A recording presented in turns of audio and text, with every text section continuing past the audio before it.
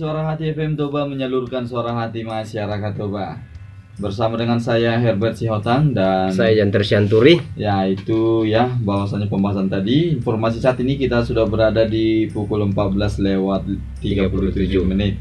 Ya waktu dalam kebersamaan kita. Jadi Bang Janter, saya percaya pendengar setia akan sangat terberkati. Iya. Khususnya para wanita, istri dan juga anak-anak muda ya yang senantiasa mendengarkan saat ini bagaimana akan termotivasi menjadi wanita yang bijak. Saya rindu Bang Herbert, masyarakat Toba ini atau wanita-wanita di Toba ini menjadi wanita-wanita yang handal ya. Amin. Karena dibalik, saya masih percaya perkataan yang berkata dibalik suksesnya suami ada pria-pria, ada wanita-wanita yang berhasil, yang mendukungnya gitu ya. Jadi ada lagi nih Bang Herbert, selain daripada Abigail tadi, masih ada nih contoh di Alkitab yang mendukung kegiatan suami atau yang dikatakan wanita bijak. Ya, kalau tadi pembahasan kita pertama Abigail dan gadis-gadis bijak itu contoh wanita-wanita yang diidamkan oleh pria-pria ya, dan yang wanita bodoh itu tadi gadis-gadis bodoh dan juga Isabel ya. Namun ada lagi nih Bang Herbert yang saya tahu yaitu Ruth. Oh iya. Ya. Jadi kisah Ruth ini gini.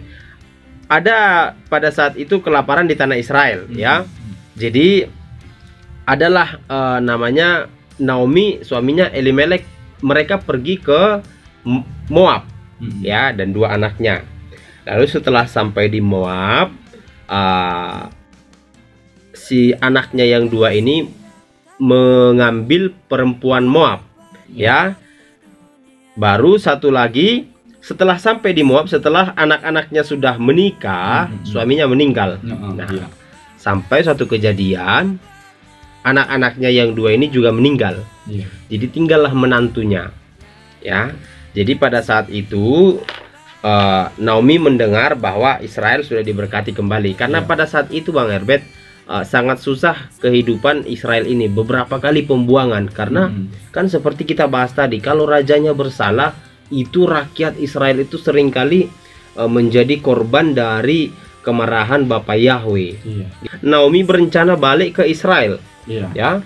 Setelah balik ke Israel, dia berpikir nanti kalau balik ke Israel bagaimana dengan mereka, sementara mereka juga yang menantunya, maksud saya mereka juga perlu kehidupan gitu ya. Nah, lalu dia punya usul, biarlah menantunya ini yaudah tinggal aja di sini, cari aja suami baru, nggak apa-apa ya. Lalu yang kakaknya, yang satu berkata ya udah nggak apa-apa, mertua, ibu mertua, aku tinggal di sini. Tapi yang satu namanya Ruth, ini yang menurut saya yang luar biasa Bang Herbert. Dia tidak mau kembali lagi ke Moab. Ya, tapi dia mau ikut Naomi, mertuanya. Lalu Naomi berpikir, nanti kalau kamu ikut saya nggak mungkin punya anak lagi, karena saya udah tua. Kalaupun saya udah menikah lagi, nggak mungkin kamu nunggu anak saya besar, karena pasti anak saya besar, kamu kan udah tua, kan gitu. Nah, tapi Ruth berkata begini, ini yang membuat kita tercengang. Dalam Rut 1 ayat 16 dikatakan begini, janganlah desak aku meninggalkan engkau dan pulang dengan tidak mengikut engkau, sebab kemana engkau pergi, ke situ juga lah aku pergi, dan di mana engkau bermalam, di situ juga lah aku bermalam. Bangsamulah bangsaku dan Elohimu Elohimku. Di mana engkau mati, aku pun mati di sana, dan di sanalah aku dikuburkan. Beginilah kiranya Yahweh menghukum aku, bahkan lebih lagi daripada itu, jikalau sesuatu apapun memisahkan aku daripada engkau selain daripada maut. Ini adalah pembahasan yang luar biasa Bang Herbert. Saya percaya pada saat menikahnya Ruth dengan anaknya Naomi ini, mungkin ya, kenapa Ruth mengambil tindakan seperti itu saya percaya bahwa suaminya mungkin menceritakan tentang Yahweh kepada Ruth, sehingga timbul niat biarlah Elohimmu itu menjadi Elohimku, ya. Saya percaya dia sudah dapat informasi, bisa saja dari suaminya atau dari istrinya, ya. Dan tindakan ini saya pikir adalah tindakan yang sudah dipikir matang-matang sama Ruth sendiri, sehingga dari perjalanan ini nanti kita lihat bahwa Ruth mendapatkan suami Boas, ya, sehingga dari garis keturunannya nanti bisa kita lihat dari silsilahnya Ruth ditulis dalam garis keturunan Yasua Hamasya. Nah, apa sifat Ruth yang perlu kita tiru di sini? Salah satu sifatnya yang perlu kita tiru adalah ketaatannya kepada suami. Saya percaya Ruth ini adalah orang yang taat suami, ya. Mustahil orang tidak taat suami bisa dengarkan pengajaran suami. Itu dia, ya. Karena pengajaran suami tadinya, ya kan, pasti saya yakin ini dikenalkan ini kepada Bapak Yahweh. Saya percaya seperti itu, ya. Mungkin gitu, ya. Kalau perempuan itu tidak taat dan tidak mendengarkan suaminya, maka mustahil dia mendapatkan pengajaran itu, ya.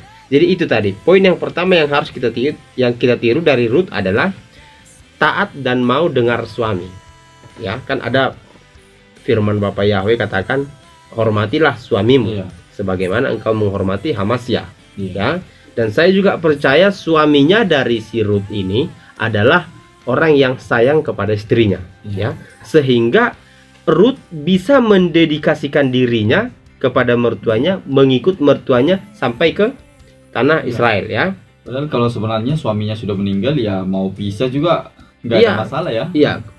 Karena lagian belum punya anak, Bang Herbert.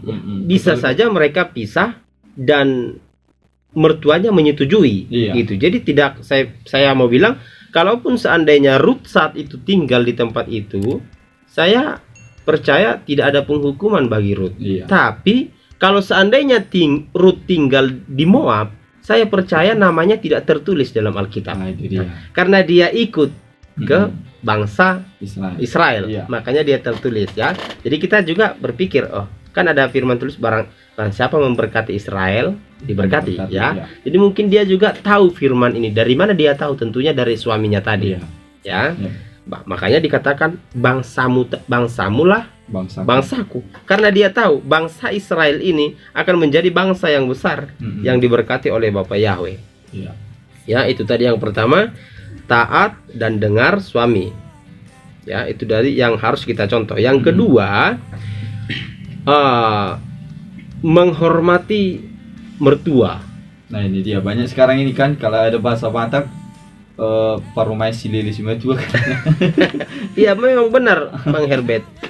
Kejadian sekarang ini, kalau sudah menikah dan satu rumah dengan mertua, itu kemungkinan atau 60% pasti ada pertengkaran.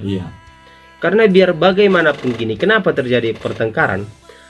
Karena orang tua laki-laki masih punya perasaan aku yang berhak terhadap anakku. Iya, itu karena itulah, Bang Herbert. Jadi makanya untuk para pendengar sahabat suara hati yang baik hatinya dimanapun berada, saya mengharap, ya, atau memberi saran kalau menikah lebih baik, ya, cari rumah lah, gitu. Jangan supaya menghindari, bukan kita tidak sayang kepada mertua, sekali-sekali bisa, tapi supaya menghindari pertengkaran ini tadi, ya.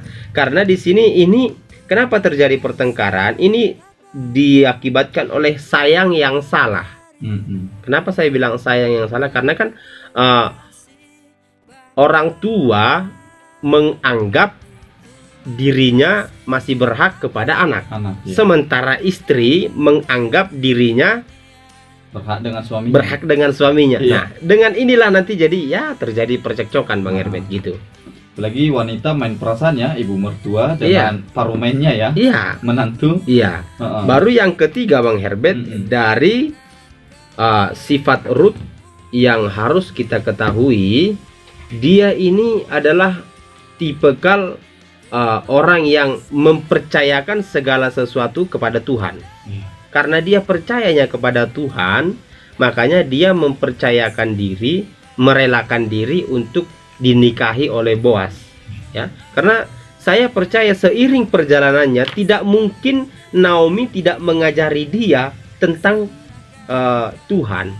Ya, tidak mungkin itu. Karena kan berapa lama ini? Ya, sebelum menikah dengan Boas, dia kan masih ada perjalanannya dengan Naomi. Itu pasti diajari. Nah, karena dia sudah percaya kepada Tuhan, dia sudah mempercayakan segala sesuatunya kepada Tuhan, makanya dia bisa jadi seperti ini, tertulis namanya di dalam kitab suci. Jadi buat kita semua yang mendengarkan acara ini, barang siapa yang mempercayakan dirinya kepada Tuhan, pasti Tuhan akan mencatat dan melihat kita dan akan mengerjakan sesuatu yang baik buat kita. Amin. Ya, walau 1000 orang rebah di sisi kita, namun itu tidak akan menimpa kita. Sama seperti lagu ini, kita akan putarkan dulu. Boleh. Sebelum nanti kita akan tutup perjumpaan, karena waktu kita sudah tidak terasa juga nih, sahabat hati. Sudah menunjukkan pukul 14:48 menit. Kita akan putarkan lagu ini hanya di Suara Hati FM Toba, menyalurkan suara hati masyarakat Toba.